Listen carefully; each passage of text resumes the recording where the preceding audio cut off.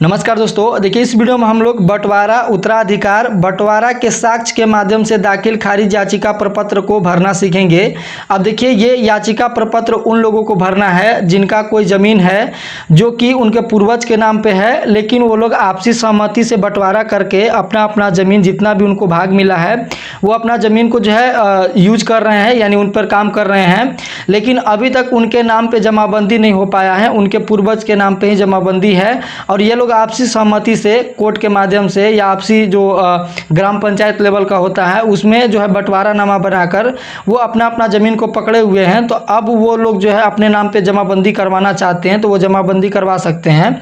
इस वाले फॉर्म को आप अगर भर कर जो भी इसमें डिटेल दिया हुआ है उस डिटेल को बढ़िया से फिल कर जो भी इसमें कागज़ मांगा जा रहा है लगाकर अगर राजस्व महाअभियान में जो भी शिविर लगने वाला वहाँ पे जमा कर देंगे तो सब भाइयों का, अगर मान के चले कि 5 भाई है या 4 भाई है तो सब भाइयों का अलग अलग जमाबंदी हो जाएगा, अलग अलग रसीद भी कटने लग जाएगा। ठीक है, तो उस केस में आपको ये वाला फॉर्म भरना है, बंटवारा उत्तराधिकार बंटवारा के साक्ष्य के माध्यम से दाखिल खारिज याचिका प्रपत्र। ठीक है, इसमें जितने भी आपके भाई हैं 4 भाई 5 भाई 6 भाई सबके लिए ये फॉर्म भरना है। किस तरह से आप भरेंगे तो आप लोग डिटेल में इस वीडियो को देखिएगा। ठीक है, अब देखिए सबसे पहले हम लोग भरना शुरू करते हैं तो ऊपर की तरफ मिलता है कि सेवा में अंचला अधिकारी अंचल, कौन सा अंचल है, जो भी आपका अंचल है यहाँ पे अपना अंचल का नाम लिखिएगा। अब देखिए महाशय, अब सबसे बड़ा यहाँ पे कंफ्यूजन है कि ये जो है यहाँ पे जो डिटेल भराएगा किसका डिटेल भराएगा। ठीक है ना, अब कई लोग बोल रहे हैं कि इसमें जो है जो भी उसका रैयत है उसका नाम भरना है, तो कई लोग उसमें कहेंगे कि उस रैयत का नाम कैसे भरेंगे, वो तो डेथ कर गए हैं, उनका नाम से कैसे आवेदन होगा। तो देखिए इसमें जो आवेदन करना है, मान के चलिए कि 4 भाई हैं, 4 भाई में से किसी एक के नाम पे ये आवेदन होगा। ठीक है ना, कोई एक होगा जो कि इस आवेदन को यहाँ पे देगा और वो ही अपना नाम यहाँ पे उनका पिता का नाम सारा उसका डिटेल बेस मानकर डिटेल भरना होगा। ठीक है, मान के चलिए कि 4 भाई हैं, सोहन मोहन रोहन और इसमें एक बहन है गीता। ठीक है ना, तो अब देखिए मोहन सबसे बड़ा है तो मोहन यहाँ पे आवेदन करेगा। मान के चलिए कि मोहन यहाँ पे आवेदन कर रहा है तो उसका नाम लिखेगा, उनका पुत्र का नाम पुत्र है या किनके पुत्र हैं, अगर पत्नी है तो पत्नी, वो ऑप्शन दिया हुआ है, तो यहाँ पे पुत्र है तो यहाँ पे पुत्र वाले ऑप्शन पे टिक करके उनका पापा का नाम लिख दीजिएगा। ठीक है ना, पापा का नाम लिख दीजिएगा। लिखने के बाद अब देखिए जो भी निवास है, ग्राम है, जो भी आपका ग्राम है वो ग्राम यहाँ पे लिख दीजिएगा, कोई कन्फ्यूजन नहीं है यहाँ तक। डाकघर जो भी है यहाँ पे आप लिखिएगा डाकघर। थाना जो भी है आपका यहाँ पे थाना का नाम लिख लीजिएगा अपना। जो भी आपका अंचल है अंचल का नाम यहाँ पे लिखिएगा। जो भी आपका जिला है जिला का नाम यहाँ पे लिखिएगा। जो भी आपका पिन कोड है पिन नंबर वो आपको यहाँ पे लिख देना है। मोबाइल नंबर भी आपको लिखना है, जो भी आपका मोबाइल नंबर है वो यहाँ पे आप लोग लिख दीजिएगा। इतना बात हो गया। अब देखिए हित अर्जित करने का माध्यम, मतलब हित अर्जित करने का क्या माध्यम है आपका, बंटवारा या उत्तराधिकार बंटवारा। ठीक है, अब देखिए हित अर्जित करने से संबंधित साक्ष्य का विवरण, मतलब जो भी जमीन जो आप अपने नाम पे आप लोग जो अलग अलग करवाना चाहते हैं वो जमीन के यहाँ पे डिटेल देना है। डिटेल में क्या देना है तो देखिए दस्तावेज आप क्या दे रहे हैं तो उसका प्रकार लिखना है। देखिए कोई भी ज़मीन होगा तो उसका कोई ना कोई कागज़ होबे ना करेगा। मान के चलिए आपके पास केवाला है, मान के चलिए आपके पास खतियान है या कोई और भी जो कागज़ है जिससे प्रमाणित होता है कि वो ज़मीन आपका है, तो वो कागज़ का प्रकार यहाँ पे लिखिएगा। मान चलिए केवाला है तो केवाला लिखिएगा। ठीक है, केवाला इस तरह से। मान चलिए खतियान है तो खतियान लिखिएगा इस तरह से। ठीक है ना, तो जो भी है उसका नाम आप यहाँ लिख दीजिएगा। दस्तावेज का संख्या कौगो उसमें पेज है, मान चलिए खतियान है तो एक ही पेज का होगा, लेकिन अगर केवाला तो 9 पेज 11 पेज कई सारे पेज होते हैं तो सारा पेज गिन कर यहाँ पे लिख दीजिएगा। अब दस्तावेज दिनांक, अब देखिए दस्तावेज दिनांक कैसे निकालेंगे तो देखिए केवाला है तो बहुत ईजी है। केवाला में देखिए यहाँ पे शुरू में ही दिया हुआ रहता है डेट, लेकिन आपके पास अगर खतियान है तो खतियान के लिए आप देखिएगा ऊपर की तरफ दिया हुआ रहता है डेट। ठीक है, वो डेट आप यहाँ पे लिखिएगा। दस्तावेज का मूल्य, अब इसका कितना मूल्य का दस्तावेज है आपका, जैसा कि आप यहाँ पे देखिए ये आपका 5000 का मूल्य का दस्तावेज है, यानी केवाला में जो ये लगा हुआ है तो इसी का मूल्य आपको लिखना है यहाँ पे। ठीक है ना, तो यहाँ पे आप 5000 लिख दीजिएगा। निर्गमन करने वाला कोर्ट का नाम, अब ये कौन सा कोर्ट से हुआ है तो आप यहाँ पे देख लेंगे, यहाँ पे कौन से कोर्ट से हुआ तो यहीं पे आपको मिल जाएगा। जो भी कोर्ट से हुआ होगा, मेन डिस्ट्रिक्ट में कोर्ट होता है तो जो भी वहाँ पे ऊपर भी नाम मिल जाएगा आपको। ठीक है ना, नहीं तो आप यहाँ भी आप देख सकते हैं डिस्ट्रिक्ट रजिस्टर ऑफिस कटिहार। ठीक है ना, इस तरह से आप देख सकते हैं। देखने के बाद आप यहाँ पे लिख दीजिएगा जो भी कोर्ट से हुआ है आपका, और उसके बाद आप देखिए जो भी जिला का नाम है अपना जिला का नाम लिख दीजिएगा। जो भी जिला है वो जिला का नाम लिखिएगा। जो भी आपका पता है, पता देखिए थोड़ा सा छोटा छोटा जगह है तो इसमें किसी तरह एडजस्ट करना है आपको। ग्राम यहाँ लिख दीजिएगा छोटा छोटा करके, ठीक है ना। इस तरह से जैसे हम लिख रहे हैं यहाँ पे आप पोस्ट लिख दीजिएगा, जो भी आपका पोस्ट है इस तरह से निकल भी जाएगा, कोई दिक्कत नहीं है, ठीक है ना। इस तरह से जो भी थाना है आपका थाना लिख दीजिएगा, जो भी आपका जिला है इस तरह से लिख दीजिएगा। वो हो गया आपका, ये क्लियर है, यहाँ पे कोई दिक्कत नहीं। अब देखिए, अब है कि व्यक्ति पूर्वज संयुक्त जमाबंदी का विवरण का नाम जिससे हित अर्जित किया गया है। अब कौन आपका पूर्वज है जिसका जमीन आप लोग अपना आपसी बंटवारा किए हैं, तो पूर्वज का नाम लिखना है, ठीक है ना। तो विक्रेता में उनका नाम लिखाएगा। अगर दो हैं, दो लोग का जमीन है, हो सकता है कि दो भाई होंगे अपने नाम पे जमीन रखे होंगे और उसके आप लोग जो है उत्तराधिकार हैं, उसके बेटे हैं, उसके भतीजे हैं, जो कि आपसी में आप लोग सहमति से बंटवारा कर चुके हैं, तो उनका अपने पूर्वज का नाम लिखिएगा, जो भी आपका पूर्वज है, ठीक है ना।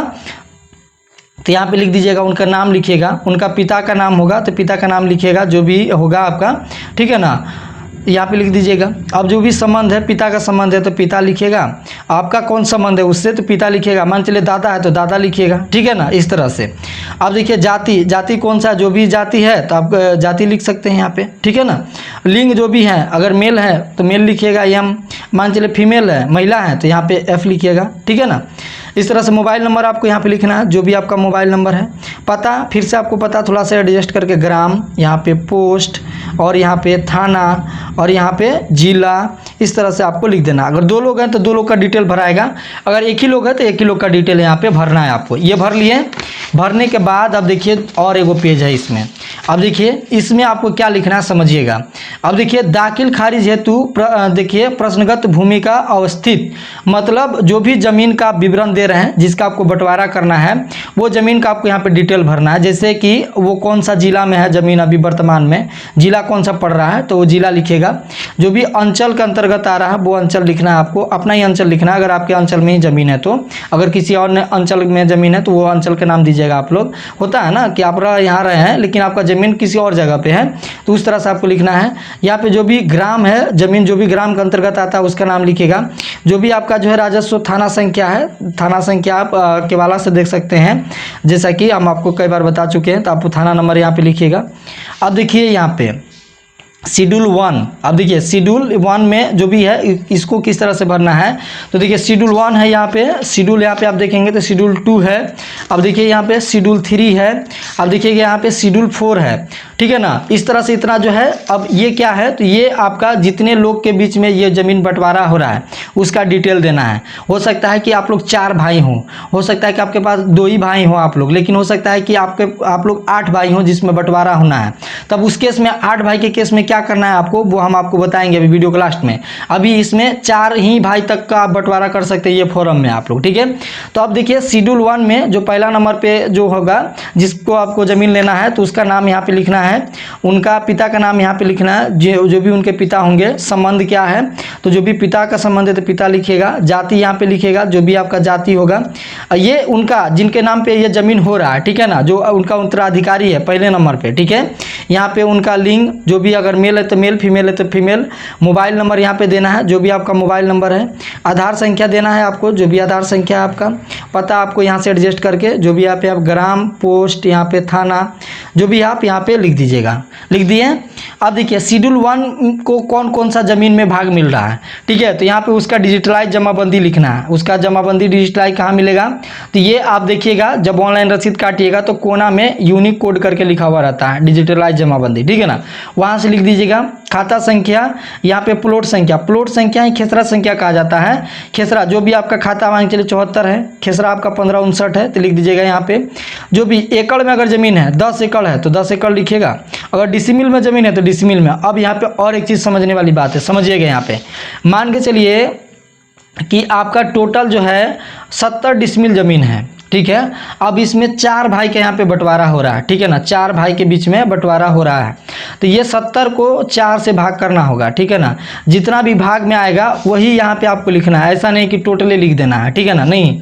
जितना बंटवारा में आपके नाम पे होना है, मान के चलिए कि यहाँ पे 20 है और इसमें 4 भाई हैं, 4 भाई हैं तो 4 से भाग देंगे तो कितना करके आएगा, 5 करके आएगा ना।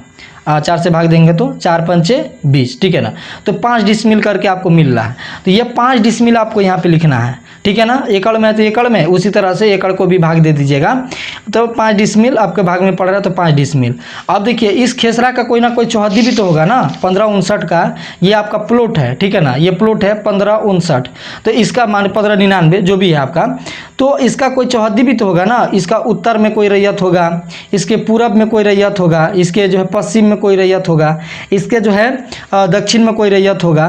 तो जो भी रैयत होंगे आपके पड़ोसी, यानी पड़ोसी जो भी आपके रैयत हैं पट्टीदार, उनका नाम आपको लिखना है। उत्तर में जो होंगे उत्तर में लिखिएगा, दक्षिण में जो होंगे दक्षिण में। नहीं तो इस तरह का अगर आपके पास केवाला है तो केवाला में भी दिया हुआ रहता है, आप देखेंगे इसको उल्टा कर, तो यहाँ पे देखिए यहाँ पे चौहद्दी दिया हुआ रहता है, तो यहाँ से भी देखकर लिख सकते हैं। खतियान में भी दिया हुआ रहता है तो आप वहाँ से भी लिख सकते हैं। नहीं तो आपको पता ही है, अगर आपके दखल में ज़मीन है तो आपको पता ही होगा, ठीक है ना। चौहद्दी आप यहाँ पे लिख देंगे। मान चलिए एक से अधिक खेसरा है तो यहाँ पे कॉलम दिया हुआ है 1 2 3 4 5 6 कॉलम दिया हुआ है, 6 खेसरा तक आप यहाँ पे भर सकते हैं, ठीक है ना। अब देखिए शेड्यूल 2 भी उसी तरह से सेम टू सेम। मान चलिए दूसरा भाई है जिसका आपको जो है इसका डिटेल देना है आपको शेड्यूल 2 में, ठीक है ना। उसी तरह से जो भी आप में जो भी ज़मीन है वही ज़मीन में अगर इनका भी भाग है तो सेम डिटेल आपको यहाँ पे भरना है। उसी तरह से शेड्यूल 3 भी है, अगर तीसरा भाई है आपका तो आपको सारा डिटेल यहाँ पे देना। शेड्यूल 4 भी है, चौथा जो भाई है उसका दीजिएगा। अब देखिए मान के चलिए कि एक से अधिक है, मान चलिए 5 6 7 8, तो उस विषय में देखिए यहाँ पे बात कहा गया है। यहाँ पे समझिएगा, देखिए क्लियर यहाँ पे कहा गया है कि उपरोक्त प्रपत्र में जो लागू है वही भरिए, अगर शेष नहीं है तो काट दीजिए। अगर उपरोक्त प्रपत्र में सभी विवरण दर्ज नहीं हो रही है तो कृपया अनुलग्न के रूप में विवरण को दर्ज करें, मतलब एक से अधिक। अब उसी तरह से देखिए शेड्यूल 4 भी है, अगर आपका चौथा नंबर का भाई है तो उसका डिटेल यहाँ पे भराएगा, ठीक है। अब समझिए कि इससे ज़्यादा अगर कोई है, शेड्यूल 4 से भी ज़्यादा, 4 भाई हैं, 5 भाई है, 6 भाई है, 7 भाई 8 भाई है, वो लोग क्या करेंगे तो यहाँ पे देखिए क्लियर स्पष्ट कहा गया नीचे की तरफ कि उपरोक्त प्रपत्र में लागू हो वही भरे, मतलब जो इसमें लागू हो रहा है वही भरिएगा, शेष को काट देना है। अगर उपरोक्त प्रपत्र में सभी विवरण दर्ज नहीं हो रही है, मतलब मान चलिए कि 8 भाई है तो 8 भाई का नाम तो नहीं ऐड हो रहा है, उस केस में क्या करिएगा, अनुलग्न के रूप में विवरण को दर्ज कीजिए। मतलब इसमें एक्स्ट्रा पेज भी इस तरह से शेड्यूल वाला पेज वहाँ पे लगाकर आप जो है इसमें आवेदन कर सकते हैं। शेड्यूल 4 तक है ना, इसी पेज को निकाल लीजिएगा, ये जो पेज है 2 पेज इसी को निकालिएगा। शेड्यूल जो है 4 5 6 उस तरह से काट कर लिख कर आप भर दीजिएगा तो काम हो जाएगा आपका, ठीक है ना।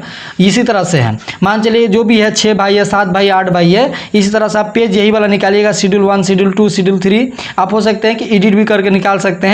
अनुलग्न के रूप में यहाँ पे क्लियर कह दिया गया है तो आप अनुलग्न के रूप में आप एक्स्ट्रा भी लेकर इसमें काम कर सकते हैं। उसी तरह से आप लोग भर लीजिएगा। डिटेल किस तरह से भरना हम आपको बता ही दिए हैं। अब थोड़ा सा ये लास्ट पेज में आपको समझना है, ये भी डिटेल आपको बढ़िया से समझ लेना है।